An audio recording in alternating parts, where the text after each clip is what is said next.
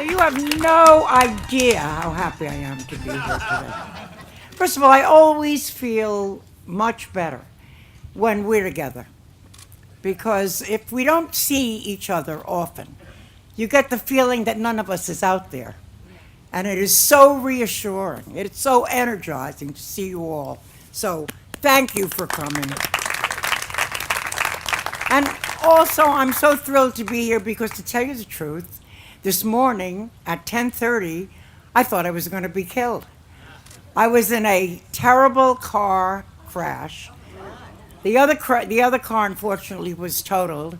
And I said, as I was thinking I was going to die, I said, I know why this is happening, because I'm supposed to speak this afternoon, and God is a Republican.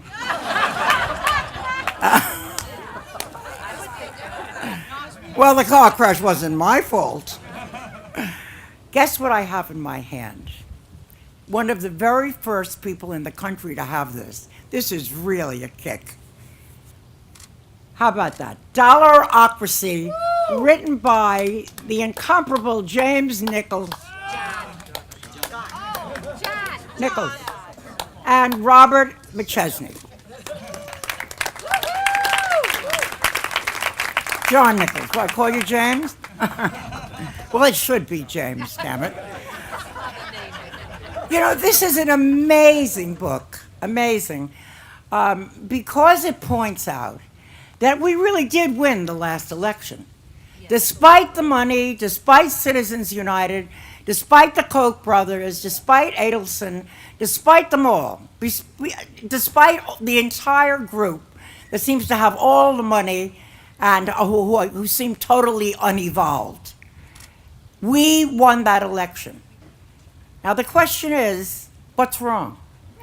What is wrong?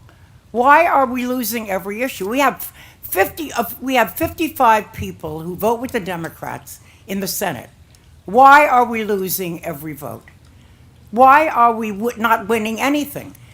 As a matter of fact, there is in Connecticut now a bill which almost unanimously passed the legislature. And this bill calls for economic conversion. The first time any state in this country has legally called for economic conversion in its own state. It demands that those corporations who are building arms convert to building people-friendly consumer products. Yay! Connecticut. Now, you know they're going to take it to the Supreme Court. And the Supreme Court is going to maybe find it unconstitutional. But there is such a need now, such a push on the part of the people to be progressive. They get it. The people get it. In Los Angeles, we just won the election. The people get it. So why is change not with us? Well, you know, nobody answers it like John Nichols and Robert McChesney. But anyway, like my dear friend John, nobody answers it as interestingly, as factually. I want to tell you what Gore Vidal said about him. Of all the giant slayers now afoot in the great American desert, John Nichols' sword is the sharpest. And guess what? He's on my show on Monday morning. He's such a fabulous interview. You must tune in. And we are giving as a premium Dollarocracy. Get it there, get it anywhere. There's no book like it, and there's nobody like John Nichols. Here he is.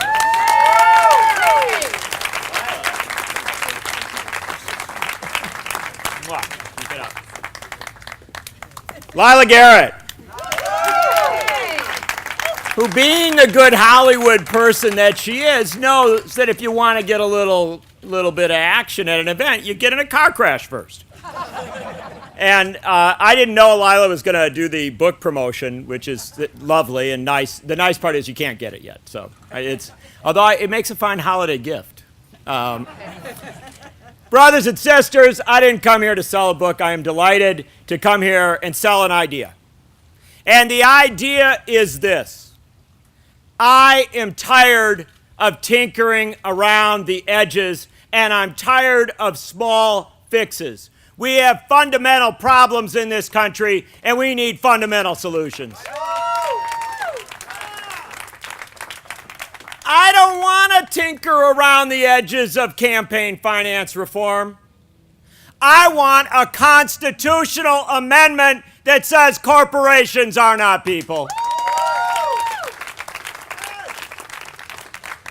I don't want to wait till the next close presidential election and the next Supreme Court intervention on behalf of the next George W. Bush. I want to eliminate the Electoral College and give the power to elect presidents to the people.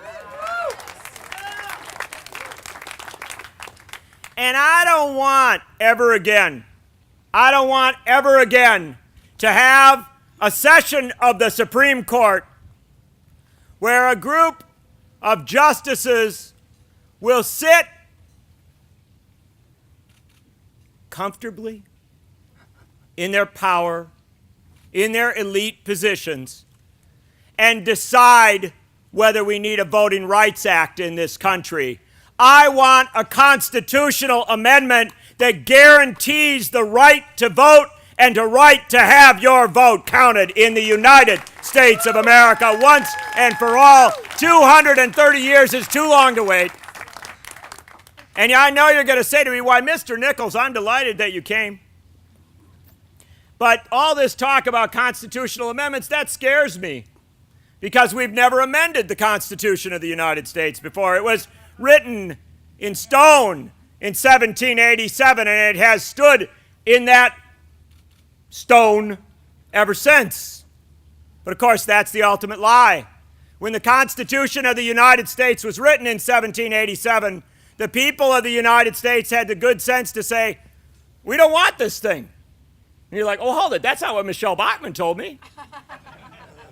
Well, no, the people of the United States demanded that that Constitution be amended immediately with a Bill of Rights that guaranteed that we, the people, had the right to assemble and to petition for the redress of grievances. We were given the rights to make demands on our government, and the only reason this country has moved forward is that sometimes we've had the guts to go into the streets and into the communities and into the rural towns across this country and to the Capitol in Washington. 50 years ago, Martin Luther King Jr., the March on Washington for Jobs and Equality. We have had the willingness to go and make those demands to assemble and petition for the redress of grievances, and every time we have done it, we have amended that Constitution to make it a better document. Well, brothers and sisters, we need to do it again. We need to do it again because we are no longer a democracy in this country. We may be taught that we are a democracy. We may want to believe we are a democracy. But the fact of the matter is, when Barack Obama can be reelected President of the United States by a 5 million vote margin, by a landslide in the Electoral College, with a higher percentage of the vote than John Kennedy in 1960, than Richard Nixon in 1968, than Jimmy Carter in 1976, than Bill Clinton in 1992 or 1996, than George W. Bush when he lost in 2000, and when he lost again in 2004, and then Ronald Reagan in 1980. Remember, Barack Obama won a higher percentage of the vote in this last election than Ronald Reagan got in 1980 when Reagan and the conservatives said they had earned the right to fundamentally change America. When we have landslides of that order and we cannot get basic economic and social justice, then something has gone horribly awry. Our democracy has been diminished. It has been turned into a dollarocracy where those with immense wealth may lose an election and then move back into position to win it again by other means. This is fundamentally wrong, brothers and sisters. This is why we amend constitutions, to change such a circumstance and to return the democratic process. I know, this is an event for a group, for Progressive Democrats of America. I don't endorse groups, and I don't endorse parties. But I will tell you this. I come out and talk about groups that actually want to make change because I am fundamentally tired of a no-change circumstance. I don't want my daughter, who is here today, who is 9 years old, I don't want her to grow up. I do not want my daughter to grow up in a country where we continue to wrestle over the question of whether anybody will have health care or not have health care. That is a fundamental human right. I'm tired of that debate. I want it to be finished, and I want it guaranteed. But I want to go a lot further than that. I don't want to live in a country where we can take parents of kids like Whitman and close their factories because of failed trade policies, because of failed economic policies, leave them unemployed, and then say it's their problem, it's their fault. I'm sorry, Franklin Roosevelt was right. If people are unemployed, we put them to work. That is what you need in a fundamentally functional country. But we aren't going to get to these places. We are not going to get to these places unless we talk about fundamental change. And the first and truest fundamental change is not about electing somebody to office. It's not about electing a political party. It's about creating a circumstance where democracy itself can work. And we have to do that. And I know you're going to say, well, Mr. Nichols, we can't even get the Congress of the United States to say that they ought to stop shooting guns off in schools. We can't get the Congress of the United States to take a simple stand on the most basic of issues. 92% of the people will be for something. We still can't get action on it. Well, then we ought to stop worrying about the specific issue and start worrying about the underlining, underpinning, underwhelming political circumstance of the country. And the political circumstance of the country is we need to make fundamental changes, and we can. The interesting thing about America is that we have never, ever confronted a crisis situation and not dealt with it. If we don't amend our Constitution repeatedly and rapidly to address the circumstances of the moment we are in, then we will be the first American generation to reject our responsibility, the Jeffersonian responsibility, to amend and update our Constitution so it reflects the challenges of our time. We will be the first, and I don't want to be a part of that. And I will tell you, the last time we were this bad off wasn't that long ago. I know this is a young audience, and so we are unfamiliar with some of our history. But 100 years ago now, if you woke up in an American town, any town in America, and you said, what country do I live in? You would say, I live in a country where the majority of its citizens cannot vote. Women cannot vote. People of color cannot vote.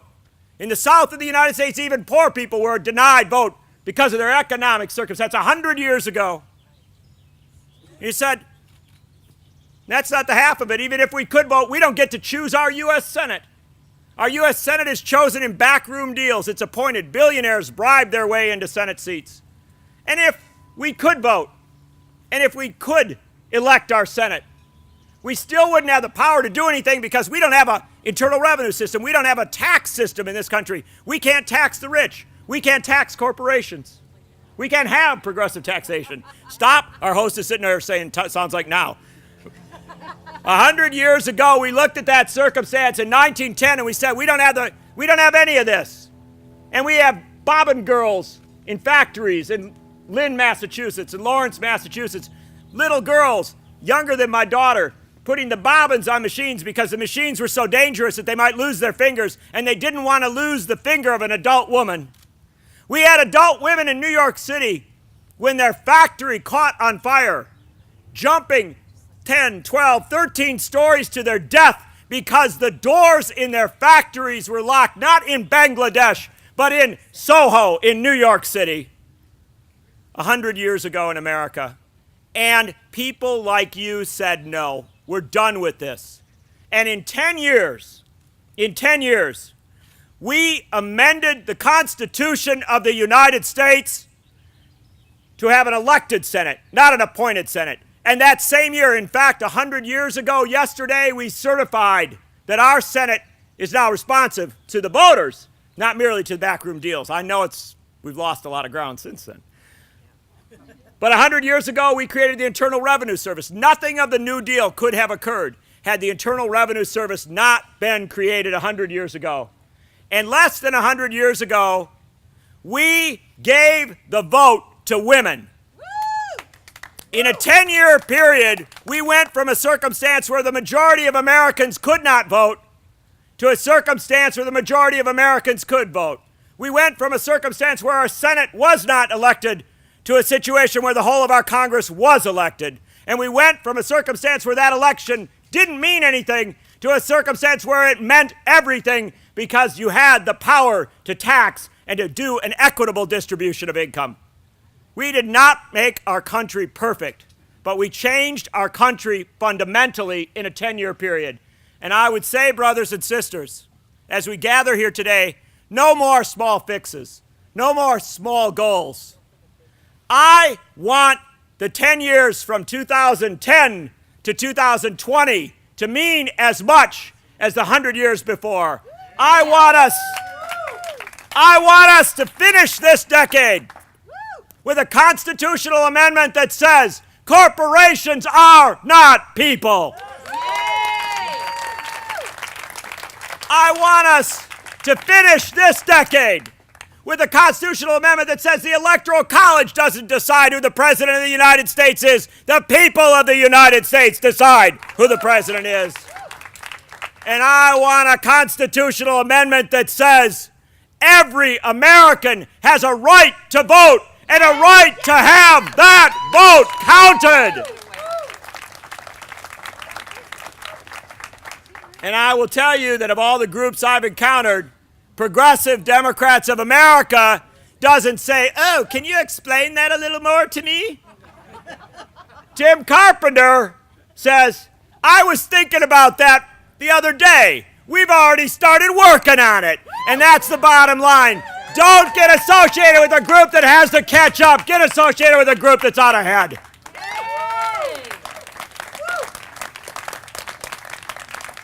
I would be remiss as I conclude if I did not say that my daughter, not really understanding the whole of the fundraising circumstances, I do not either, said it was trying to figure out a way to raise money in politics, and she said, "How about this? If somebody gives a $100 contribution, Jim Hightower will jump into the pool naked." Now, if somebody gives a $1,000 contribution, he'll do it clothed. So consider your circumstance, brothers and sisters. You have options. You have choices in this republic. And the ultimate option and the ultimate choice is that you will not die. You will not die in an America that is less than the America that was given to you. The simple fact of the matter is, if this republic becomes a dollarocracy, not a democracy, then the progress of 100 years ago, then the progress of 50 years ago, then all the progress that has meant so much to us, and indeed that defines the term progressive, will be meaningless. Because the fact of the matter is, if we can win an election and have the dollarocracy reorganize and win the governmental period, then we have lost the whole of the experiment. I don't want to lose the whole of the experiment. I want this country to be dramatically better than it was when I was born, and I'm willing to fight and struggle and persevere to make sure that the Constitution of this republic, defends and extends democracy, not dollarocracy. Thank you, brothers and sisters. Solidarity.